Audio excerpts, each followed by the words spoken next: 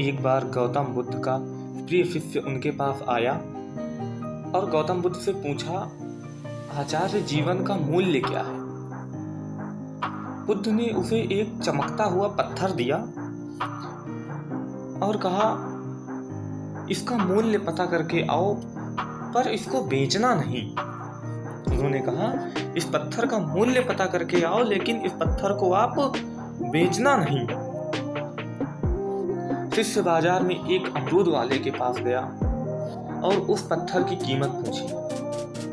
उसने उस पत्थर के बदले में 12 अमरूद देने को कहा। फिर वह एक आलू बेचने वाले के पास गया, उससे उस पत्थर का मूल्य पूछा तो उसने उस पत्थर के बदले एक बोरी आलू देने को कहा।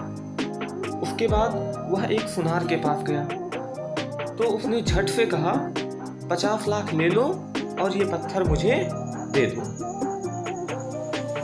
मना करने पर उसने 2 करोड़ मूल्य लगा दिया उस पत्थर का। उस सुनार ने, क्योंकि उसके गुरु ने कहा था कि इसको बेचना नहीं है, तो जब वो मना किया कि नहीं, मैं नहीं बेचूंगा, तो सुनार ने उसको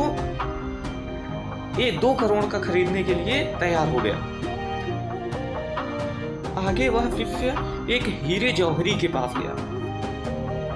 जौहरी ने पहले एक लाल कपड़ा बिछाया, फिर उस पर पत्थर को रखा जो कि रूबी था।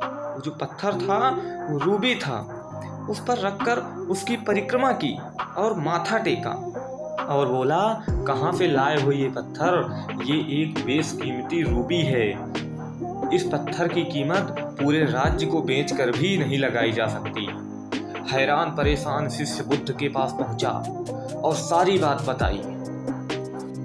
बुद्ध ने कहा, जीवन एक रूबी है, पर ध्यान रखना कि सामने वाला अपनी हैसियत, अपने ज्ञान और अपनी समझ से ही तुम्हारी कीमत लगाएगा।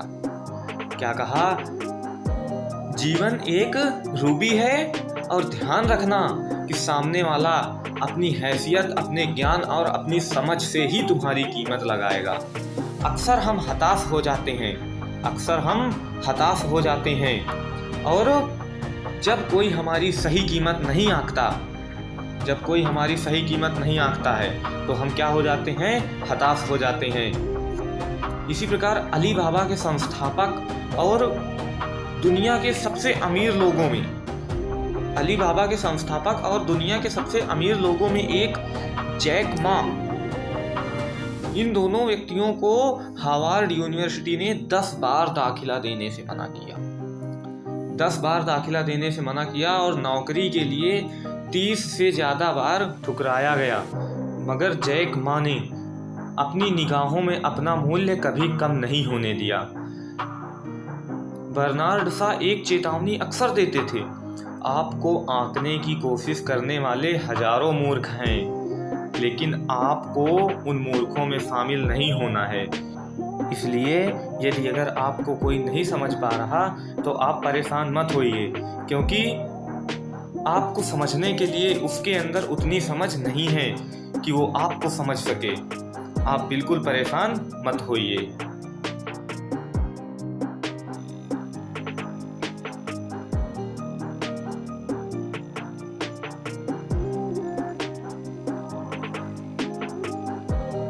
एक बार एक नदी के किनारे एक व्यक्ति बैठा होता है,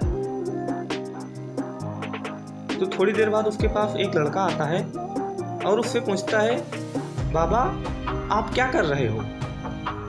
तो उस व्यक्ति ने जवाब दिया कि बेटा मैं इंतजार कर रहा हूँ। उस लड़के ने पूछा, किसका इंतजार कर रहे हो?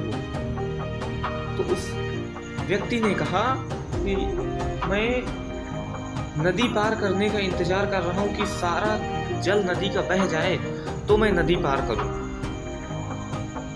तो वो लड़का हैरान हो गया और कहा कि इस इंतजार में तो आप बैठे ही रहोगे, क्योंकि नदी का सारा जल कभी नहीं खाली होगा। तो उस व्यक्ति ने कहा, फिर बेटा लोग क्यों कहते हैं कि जीवन की जिम्मेदारियां पूरी हो जाएं तो मौज करूं, घूमूं फिरूं, सबसे मिलूं, सेवा करूं।